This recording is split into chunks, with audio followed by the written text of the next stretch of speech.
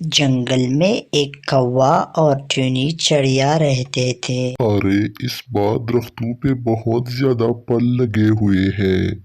اس بار میں نے زیادہ پھل سردیوں کے لیے جمع کرنے ہیں تاکہ میں آرام سے سردی کا موسم گزار سکوں۔ ارے کوے، آپ کی باتیں چھوڑ دو، اس بار بہت زیادہ پھل ہو چکے ہیں۔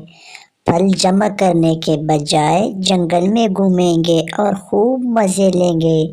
جب سردیاں نزدیک آئیں گے تب پھل جمع کریں گے۔ چینی چڑیا، میں ایسا نہیں کر سکتا ہوں۔ میں پھل جمع کر کے پھر مزے کروں گا۔ آپ جا سکتے ہو، میں اس طرح نہیں جا سکتا ہوں کیونکہ سردیاں بہت زیادہ ہونے والی ہیں۔ میرے بچے بھوکے رہیں گے۔ ٹھیک ہے، آپ پھل جمع کریں، میں جا کر کے مزے کروں گی، پھر دیکھنا کون اچھا ہوگا کون برا۔ آپ کو اتنا فکر ہے تو پھر مجھے اجازت دیجیے۔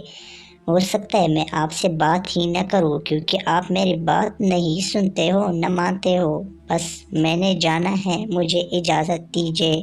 ہوشیار کوے نے پھل جمع شروع کیا اور سردیوں کے مطابق بڑا ذخیرہ لگایا کہ وہ خود اور اپنے بچوں کو کھلا سکے، جبکہ چینی چڑیا جنگل میں ادھر ادھر ویسا پھر رہا تھا اور کوے کا مذاق اڑا رہا تھا۔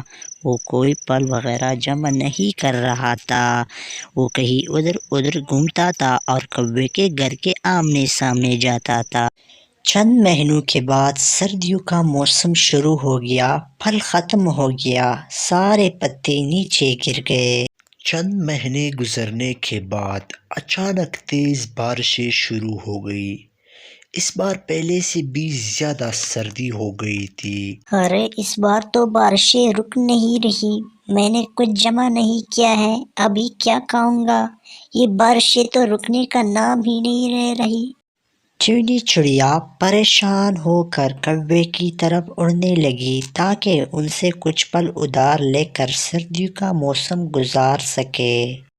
پیارے کوا، مجھ سے غلطی ہو گئی، معاف کرنا، مجھے کچھ پھل دے تاکہ میں سردی کا موسم گزار سکوں۔ گرمیاں آتے ہی میں آپ کا ادھار پھل واپس کروں گا، نہیں تو میں بھوک کی وجہ سے مر جاؤں گی۔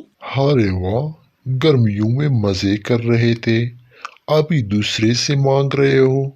میرے پاس اتنے ہی پھل ہے کہ اپنا گزارا کر لوں۔ میں آپ کو پھل نہیں دے سکتا ہوں، آپ جا سکتے ہو۔ پہلے بھی بتا چکے ہوں، میں آپ سے بات نہیں کرتا ہوں۔ اس مصیبت کے حالات میں چینی چڑیا واپس جنگل کی طرف چلا گیا۔ رات زیادہ سرد تھا، وہ پریشان تھی کہ ابھی کیا کرنا ہے۔ اتنے میں سردی بہت بڑھ گئی اور بارش بھی شروع تھی۔ جو وقت پہ کام نہیں کرتے ہیں ان کا یہی حالات ہونا چاہیے۔ اسی طرح رات کو زیادہ سردی ہونے کی وجہ سے چینی چڑیا مر گئی۔ دوستو، اس کہانی سے ہمیں یہ سبق ملا کہ کل کا کام آج پر مت چھوڑیے، اپنا کام آج ہی مکمل کریں۔